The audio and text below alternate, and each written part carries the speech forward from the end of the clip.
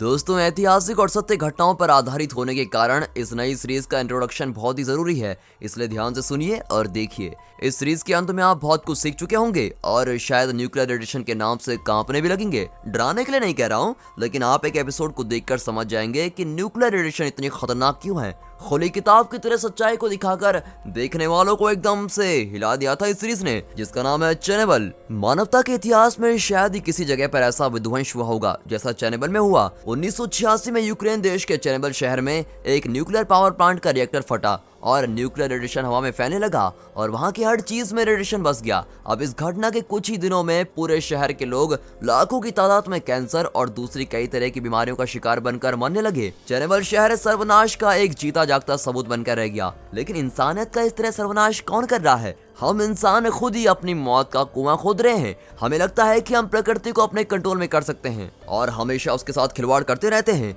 हम समझना ही नहीं चाहते कि हम प्रकृति का सिर्फ एक हिस्सा हैं और प्रकृति हमारी सोच से भी कई ज्यादा शक्तिशाली है। उस प्रकृति की अटल शक्ति को बहुत ही भयानक रूप से इस सीरीज में दर्शाया गया है। इसमें 5 एपिसोड्स हैं जिनमें दिखाया जाएगा कि चेरनोबिल में विनाश की यह घटना कैसे घटी, उसका क्या कारण था और वहां के लोगों को उस जगह से कैसे बाहर निकाला गया और इसका उन लोगों पर क्या असर पड़ा, इत्यादि वगैरह। इतना ही नहीं, इस सीरीज में इस बात का भी खुलासा हुआ है कि सोवियत संघ ने इस घटना के बारे में कई विषयों को इस दुनिया से कैसे और क्यों छुपा कर रखा। इस तरह के कई इंटरेस्टिंग फैक्ट्स इस सीरीज में देखने को मिलेंगे। इस सीरीज के मेकर्स ने सच्ची घटनाओं पर बहुत ही डिटेल्ड रिसर्च करके सच्चाई को दुनिया के सामने लाने की कोशिश की है। लगभग 35 साल पहले ये दुर्घटना हुई थी, लेकिन आज तक उस शहर में किसी इंसान तो क्या किसी प्राणी का जाना भी अलाउड नहीं है। चेरनोबिल नाम के इस शहर को फुली कंटामिनेटेड जोन घोषित कर दिया गया है। इसकी वजह यह है कि उस दुर्घटना से फैला हुआ खतरनाक रेडिएशन आज भी उस शहर की चीजों से निकल रहा है। आपने पढ़ा और सुना होगा कि सेकंड वर्ल्ड वॉर के दौरान हिरोशिमा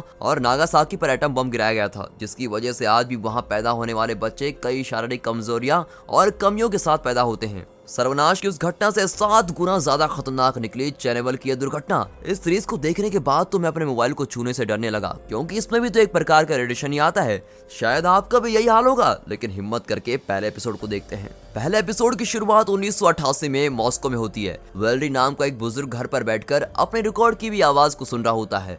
वो कह रहा होता है कि चेरनोबिल शहर के न्यूक्लियर पावर प्लांट दुर्घटना से गवर्नमेंट का क्या संबंध था। इतने बड़े सर्वनाश का कारण सिर्फ एक झूठ था और इसका जिम्मेदार है साइंटिस्ट ड्योतलो। दुर्घटना के बाद ड्योतलो को 10 साल जेल की सजा मिल चुकी है, लेकिन उसकी गलती के लिए ये बहुत ही छोटी सजा है। उसको तो मौत की सजा होनी चाहिए, क्योंकि इस विनाश का कारण वही है। इंसानों की बेवकूफी से ऐसी दुर्घटना इतिहास में पहले कभी नहीं घटी, इसलिए मैं ये रिकॉर्ड कर रहा हूँ। इस तरह वेल्डी चेरनोबिल दुर्घटना से संबंधित कई सच्चाइयां अपनी जुबान से रिकॉर्ड कर रहा होता है और ये भी रिकॉर्ड करता है कि इस घटना से संबंधित कौन सी बातें छुपाई गई थी।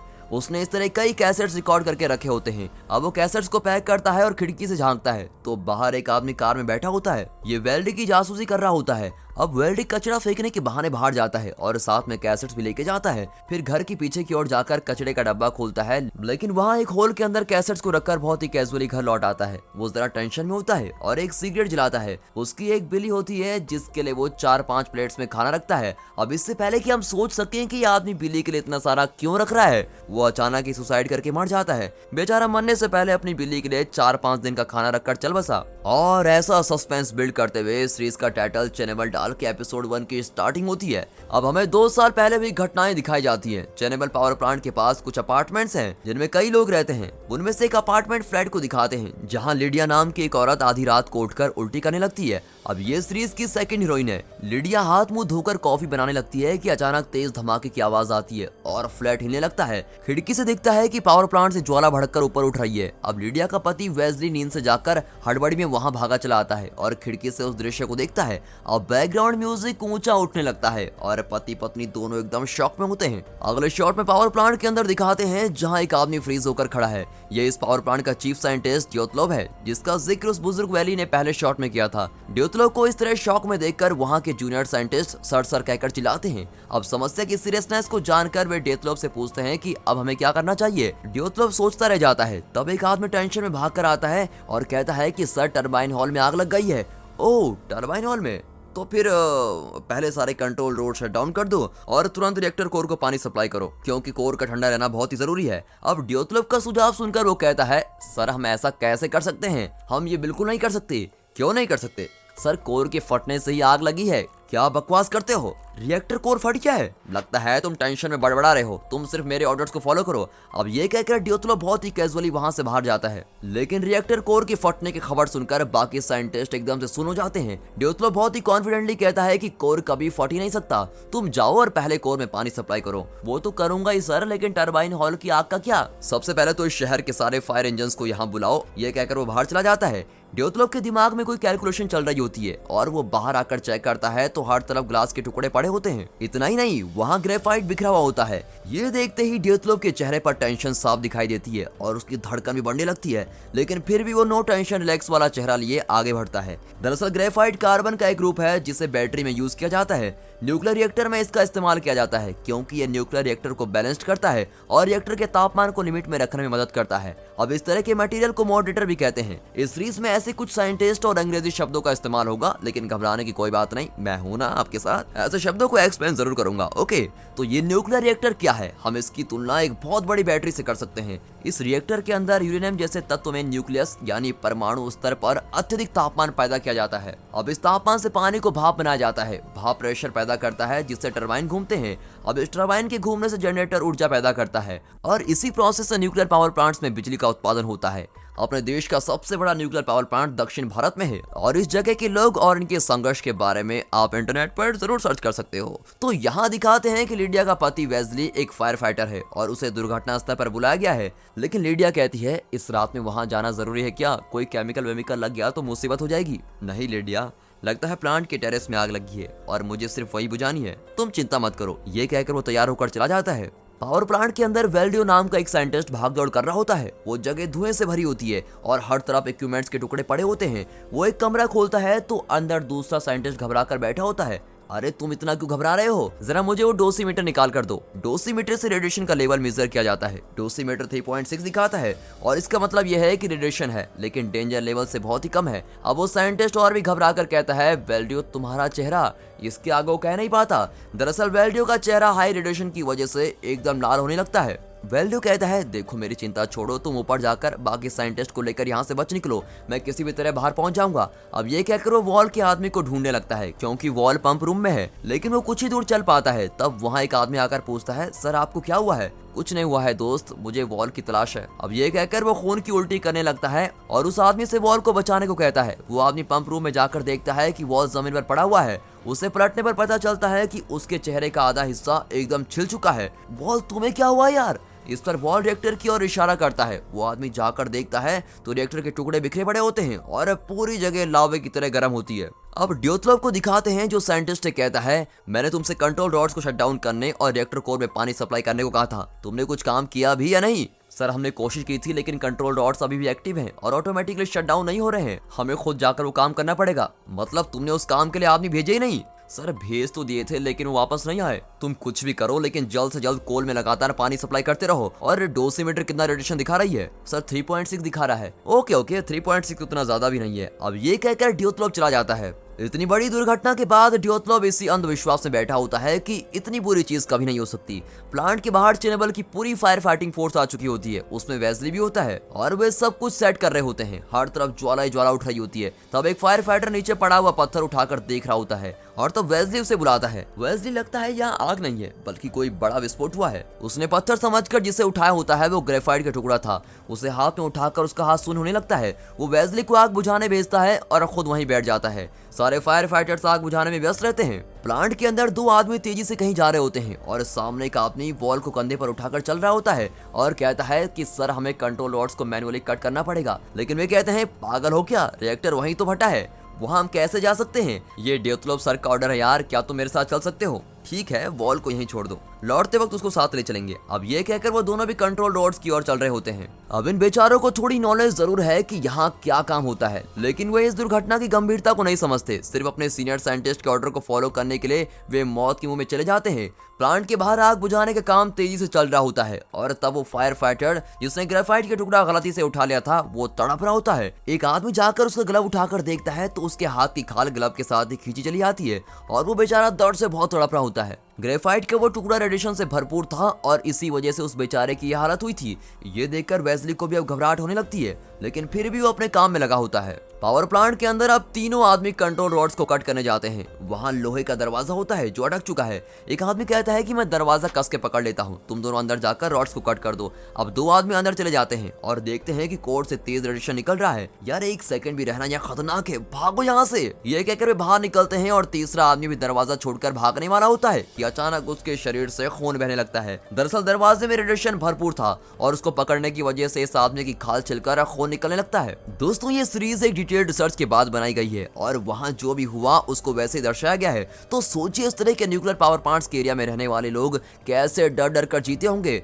वो आदमी बेचारा चल ही नहीं पाता। अब लिडिया अपने अपार्टमेंट के बाहर से जलती हुई उस ज्वाला को देख रही होती है। उसकी पड़ोसन आकर उसको दिलासा देती है कि चिंता मत करो बहन, तुम जाकर सो जाओ, तुम्हारे पति को कुछ नहीं होगा और वो सही सलामत घर लौट आएगा। अब प्लांट में ड्योतलोव अपने जूनियर से बात कर रहा होता है। तब कोर रूम से जो लोग भाग गए थे उनमें से सिर्फ एक आदमी आकर कहता है, सर मेरा साथी बीच रास्ते में गिर गया है और न्यूक्लियर कोड साथ में फट गया है सर। लेकिन तब भी ड्योतलोव पर चढ़ा हुआ घमंड का भूत नहीं उतरता और वो इतनी सीरियस बात को इग्नोर कर देता है। इतने में वो आदमी खून की उल्टी करने लगता है और ड्योतलोव उसको बाहर ले जाने को कहता है। फिर वो शिफ्ट मैनेजर एलेक्स से कहता है कि डे शिफ्ट के बाद सभी साइंटिस्ट को इस वक्त यहाँ बुलाओ, हमें उन लोगों की जरूरत पड़ेगी। अब ये सुनकर एलेक्स घबराने लगता है क्योंकि अगर कोर प्लांट फट गया है तो प्लांट के अंदर आना नर्क में आने के बराबर है। एलेक्स अपने साथियों की बलि चढ़ाने को तैयार नहीं होता, लेकिन ड्योतलोव फिर अपना रौब दिखाकर कहता है कि ये मेरा ऑर्डर है, सबको जल्दी बुलाओ। और कोई रास्ता न पाकर एलेक्स डे शिफ्ट वालों को इन्फॉर्म कर देता है। इसी बीच पावर प्लांट से कुछ दूर पर एक हॉस्पिटल में डॉक्टर वेतलाना प्लांट से उठ रही ज्वाला को देख रही होती है। वो अपने सीनियर डॉक्टर से पूछती है कि सर हमारे पास आयोडीन पिल्स कितने हैं? हमारे पास तो काफी सारे हैं, लेकिन तुम क्यों पूछ रही हो?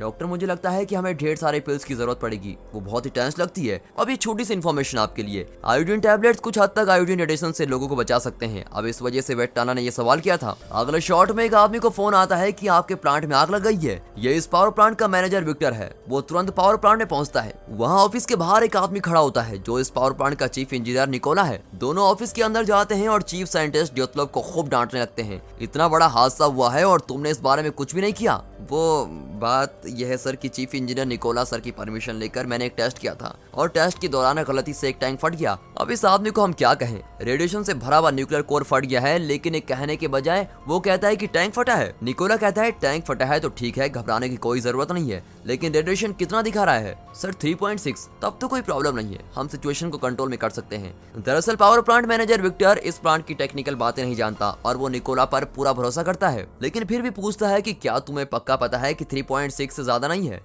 निकोला और ड्योतलोव उसे कन्विंस कर देते हैं कि ये ज्यादा नहीं है सर। तो ठीक है, कुछ ही देर में यहाँ सारे एग्जीक्यूटिव्स आ जाएंगे और हमारी इमरजेंसी मीटिंग होगी, तुम दोनों एक्सप्लेन करने को तैयार रहना।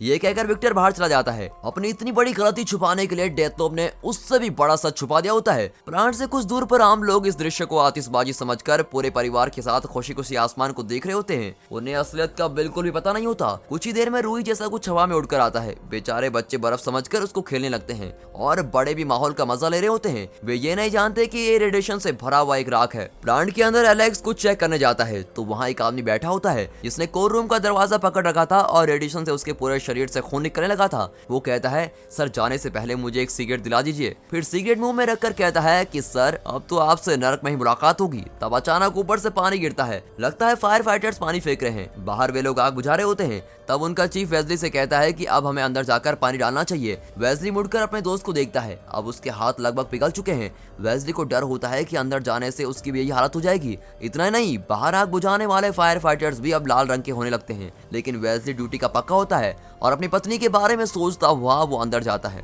अब एलेक्स बाकी साइंटिस्ट को बताता है कि अब सब कुछ खत्म हो चुका है, हमें कोर रूम के अंदर जाकर उस पर पानी डालकर ठंडा करना है। पर वे सब जानते हैं कि उस रूम में मौत उनका इंतजार कर रही है, लेकिन यहाँ रहकर भी ये लोग ज्यादा देर जिंदा नहीं रहने वाले हैं। उनमें से एक नौजवान लड़का होता है जो भारी दिल के साथ बाहर जाता है। प्लांट के अंदर डे शिफ्ट के साइंटिस्ट वेट कर रहे होते हैं। उन्हें भी नहीं बताया जाता कि वहाँ क्या हाल हुआ है। वे कैजुअली बातें कर रहे होते हैं कि पता नहीं यार, लगता है किसी ने बॉम्ब सेट कर दिया होगा, उसका पता लगाने के लिए हमें बुलाया होगा। अब इस तरह सच से बेखबर वे खुद अपना जनाजा उठवाने आए होते हैं। तब अंदर से एक आदमी आकर पूछता है कि क्या किसी को पता है कि अच्छा वाला डोसीमीटर कहाँ है? मैं जानता हूँ, वो उस बिल्डिंग में है। ये कहकर एक आदमी उसके साथ जाता है। अब मीटिंग रूम में विक्टर और कई टॉप एग्जीक्यूटिव्स बैठे होते हैं। एक कोने में ड्योतलोव भी चुपचाप बैठा होता है। विक्टर बताता है कि ये एक छोटी सी दुर्घटना है और बहुत ही जल्द सिचुएशन कंट्रोल में आ जाएगी। वे रेडिएशन की रीडिंग पूछते हैं तो विक्टर बताता है कि सिर्फ 3.6। अब एग्जीक्यूटिव ही मान जाते हैं कि सिर्फ टैंक फटा है और वो तो ठीक किया जा सकता है। एक भला आदमी कहता है कि 3.6 कम ही सही, वो भी रेडिएशन है,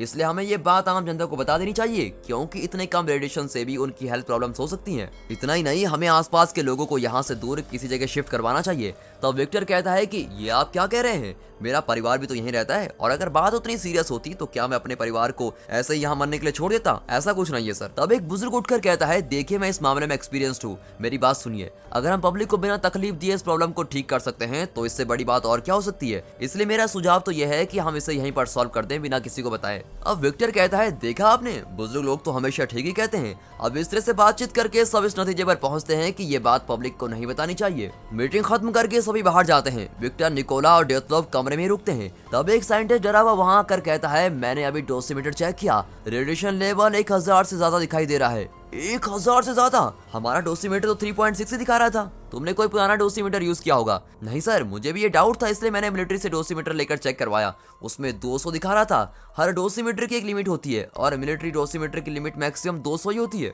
सर दरअसल हम गलत डोसीमीटर यूज कर रहे थे। हमारे डोसीमीटर का मैक्सिमम लिमिट 3.6 ही है, इसलिए वो 3.6 ही दिखा रहा था। मैंने ज्यादा लिमिट वाले डोसीमीटर से भी चेक किया तो रेडिएशन हर बार डोसीमीटर के हाईएस्ट लेवल पर ही दिखा रहा था। इसका मतलब यह है कि सर इस जगह का रेडिएशन सारे हद पार कर चुका है। अब भी डेथलोव खुद को सही साबित करने के लिए पूछता है कि एक मिनट को, क्या तुमने अपनी आंखों से उस न्यूक्लियर कोर को फटते हुए देखा है? सर क्या आप नहीं जानते कि वहां जाने में मौत निश्चित है? फिर मैं वहां कैसे जा सकता हूं? लेकिन मैं वही बता रहा हूं जो मीटर दिखा रहा है। इस पर डेथलोव चिल्लाने लगता है कि तुम्हें कुछ नहीं आता, तुम चुप रहो और यहाँ कर मेरा सर मत खाओ, मैं खुद ही जाकर देखता हूँ। पर इतने में डेथलोव खून की उल्टी करने लगता है क्योंकि वो खुद इतनी देर उस पावर प्लांट के अंदर था। विक्टर उसे हॉस्पिटल ले जाने को कहते हैं। अब ये साइंटिस्ट विक्टर और उसके पार्टनर के पास पहुंच जाते हैं। वे कहते हैं कि अब तुम हमारे ऑर्डर ही मानोगे, समझे? इस वक्त तुम कोर रूम में जाकर चेक करो और इस तरह उनकी जान खतरे में डालकर दोनों चले जाते हैं। अब एलेक्स अपने जूनियर को लेकर न्यूक्लियर कोर को पानी सप्लाई करने जाता है। उसका जूनियर बेचारा रोते हुए पानी का वेल्व खोल रहा होता है। रेडिएशन के एक्सपोजर से उसके हाथ पैर सुन्न होने लगते हैं और वेल्व घुमा ही नहीं पाता। अब मीटिंग रूम से वो साइंटिस्ट कोर रूम चेक करने के लिए बिल्डिंग नंबर 4 में जाता है। वो टेरेस पर चढ़कर देखता है कि पूरी जगह फटकर राख हो गई है और उसमें से खतरनाक रेडिएशन निकल रहा होता है। उसे सिर्फ 1 सेकंड देखकर वो हमें देखता है। 1 सेकंड में उसका चेहरा एकदम लाल होने लगता है और ये है रेडिएशन की पावर। तभी डेथलोव को हॉस्पिटल ले जा रहे होते हैं। वहाँ कई लोग खून की उल्टियां कर रहे होते हैं। तब प्लांट की चिमनी से एकदम काले रंग का धुआं निकल रहा होता है और खतरनाक न्यूक्लियर रेडिएशन हवा में मिक्स हो रहा होता है। उसे देखने के बाद ही डेथलोव रियलाइज करता है कि उसने कितनी बड़ी गलती कर दी है। हॉस्पिटल में डॉक्टर वेतलेना कुछ देर आराम कर रही होती है कि अचानक कई एम्बुलेंसेस के सायरन सुनाई पड़ते हैं। वो खिड़की से देखती है कि बड़ी संख्या में एम्बुलेंसेस आ रही है। उनमें पावर प्लांट के काम करने वाले और पास के लोग बहुत ही बुरी हालत में वहां आते हैं। ये दृश्य देखकर वेतलेना चौंक जाती है और तुरंत अपनी ड्यूटी के लिए तैयार होती है। अगले शॉट में हमें हीरो वेलरी दिखाया जाता है, जिसे हमने पहले सीन में देखा था। उसे एक कॉल आता है और उसकी नींद खुलती है। यूक्रेन के टॉप ऑफिशियल्स उससे कहते हैं कि सर हम जानते हैं कि परमाणु शक्ति के विषय में आपने कई सालों का रिसर्च किया है और हमें आप जैसे एक एक्सपर्ट की मदद की जरूरत है। तो मिस्टर वैली, क्या आप इस वक्त चैनेबल के लिए निकल सकते हैं? ये एक इमरजेंसी सिचुएशन है और गवर्नमेंट आपसे मदद मांग रही है। इमरजेंसी सुनते ही वेलरी कहता है, मैं अभी निकल रहा हूँ। अब पावर प्लांट का रेडिएशन हवा में फैलने लगता है। प्लांट से कुछ दूर शहर में लोग अपनी रोज की दिनचर्या में व्यस्त होते हैं। बच्चे स्कूल जा रहे होते हैं, सभी अपना काम कर रहे होते हैं और गवर्नमेंट ने इस दुर्घटना के बारे में उनसे कुछ भी नहीं बताया होता है। 1 या 2 मिनट में रेडिएशन इनको भी अटैक करने वाला है, लेकिन इस बात से बेखबर लोग बाहर घूम रहे होते हैं। तब आसमान से एक पक्षी नीचे गिरता है और तड़प तड़प कर मर जाता है। रेडिएशन का पहला शिकार हमेशा पक्षी होते हैं। अब इस दृश्य के साथ ही ये पहला एपिसोड यहाँ पर दोस्तों खत्म होता है। तो दोस्तों कमेंट से बताइए आपको चैनेबल का ये पहला एपिसोड कैसे लगा और परमाणु शक्ति के इस्तेमाल के बारे में आपकी क्या राय है। इस दुर्घटना के बाद वहाँ क्या हुआ, न्यूक्लियर कोर को ठंडा करने के लिए उन लोगों ने क्या कदम उठाए, धीरे धीरे चैनेबल शहर और उसके आसपास के शहरों के लोगों पर इस रेडिएशन का क्या असर पड़ा, आज तक उस जगह के रेडिएशन ने लोगों का क्या हाल किया है, ये सब जानने के लिए अगले 4 एपिसोड जरूर देखिए। दोस्तों इस सीरीज का अगला एपिसोड आपको हमारे दूसरे channel mister Hindi rocker series में देखने को मिलेगा। दूसरे एपिसोड का लिंक आपको डिस्क्रिप्शन में मिल जाएगा, तो जाइए और एंजॉय कीजिए इस सीरीज को। दोस्तों ये कहानी नहीं सच है और ये बात इस सीरीज की स्पेशलिटी है। तो इस वीडियो को एक लाइक और चैनल को सब्सक्राइब जरूर कीजिए। आपके कमेंट्स हमारे लिए बेहद जरूरी हैं और हाँ साथ ही अपने फ्रेंड सर्कल में इस वीडियो को शेयर जरूर कीजिए। And finally thanks for watching.